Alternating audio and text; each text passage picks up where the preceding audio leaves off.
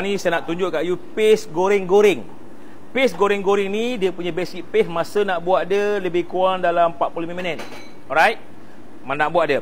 Jadi paste goreng-goreng ni boleh digunakan untuk goreng kuih tiaw, boleh digunakan untuk goreng bihun goreng, nasi goreng dengan mi goreng. Tapi kalau mi goreng, kalau kita goreng jangan letak garam anymore. Sebab mi dah masin. Quite simple. Okey Ji, fokus sini. Fokus kat dekat-dekat. Kau kat sini, dekat dalam ni. You see? Saya masukkan minyak. Kak Long tolong on dengan api. Okey, kita masukkan minyak. Kemudian sini je, fokus sini je Saya masukkan bawang putih. Apa-apa masakan kita masak, bawang putih kena banyak. Bawang putih kena banyak. Okey, masukkan bawang putih. Dia kacau. Masukkan bawang merah. Bawang merah ni dia kena caramelize.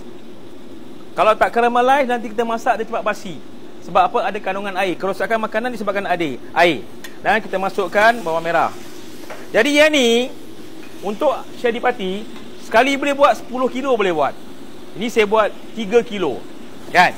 Nak sedap lagi, kepala udang. Masuk kepala udang. Masuk kepala udang. Slowkan fire dik yang ni. Okey. Ini sebab TikTok saya tak buat lama. Tapi kalau boleh biar ada lama sikit. Sebab TikTok saya nak buat sekejap aja. Dan saya masukkan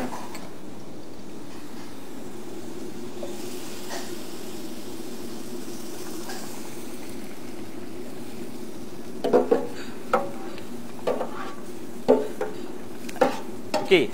Kalau kata you nak buat sekaligus, you nak goreng mi goreng pasar malam, mi goreng pasar malam yang pakai kuali besar, dalam ni you boleh masuk sos sos kicap, sos kicap pekat, kicap manis dan sos ikan Thai.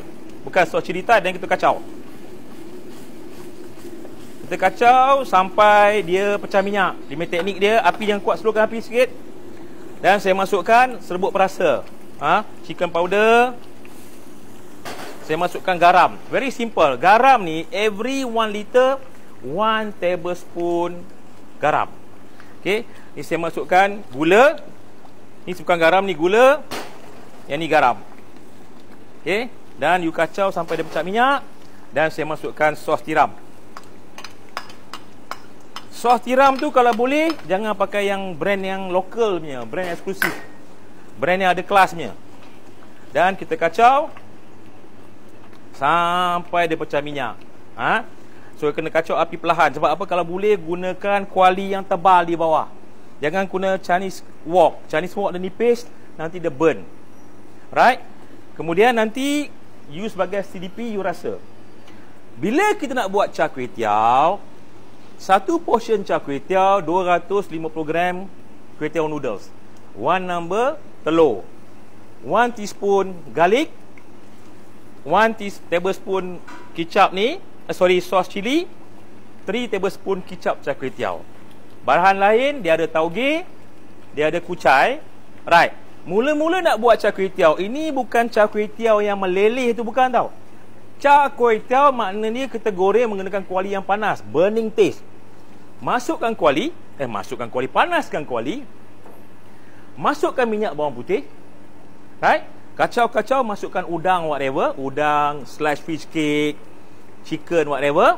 Kemudian dah kacau tu, barulah kita masukkan chili paste. Kita masukkan kuih tiaw 250 gram. Kita kacau sekejap, 3 minit je. Kita kacau, lambung. Tujuan kita lambung supaya kuih tiaw tak pecah. Kemudian kita selakkan dia, kita pecahkan telur. Kacau sampai telur tu dry. Scramble dry. Gaul dia balik, last minute masuk 4 atau 3 tablespoon kicap char kway teow. Nak angkat, baru masuk slice kucai dengan fresh tauge. Alright? Ini nanti you faham lah, you modify nanti You modify dalam ni, you masukkan gula you rasa. Okay? Ni basic chili paste goreng-goreng. Ini pun dah ada burn sikit dah. Sebab apa? Kuali nipis. Dia akan bau. Okay? Okay? Slowkan api ni, nanti kontrol. Ini sos goreng-goreng. Right? Tak semestinya sos goreng-goreng nak pakai cili kering whatever, tak payah. You can use your own chili bowl. So dalam ni kalau you ada leftover kulit udang whatever, bagi kat you goreng kulit udang dulu. Setengah-setengah chef kulit udang tu dia bakar dalam oven. Alright? Okey, nice. Okey, stop yang ni.